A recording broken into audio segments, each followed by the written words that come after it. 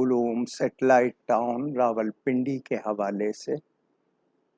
اپنی بات پیش کی، اور ساتھ ہی میں نے مفتی محمد حنیف قریشی کا بھی ذکر کر دیا، جبکہ اس میں میرے یہ جملے موجود ہیں کہ میں ان کی صفائی پیش نہیں کر رہا، لیکن مفتی محمد حنیف قریشی میرے سامنے بھی اور ویسے بھی علماء کی موجودگی میں اپنے عقائد کی وضاحت کر چکے، چونکہ صرف میرے سامنے اور وہ مفتی صاحبان،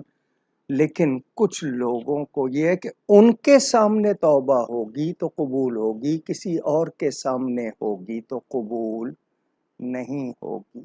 یہ بھی کچھ مزاج پایا جاتا ہے۔ 10 جون 2022 یہ 5 صفحات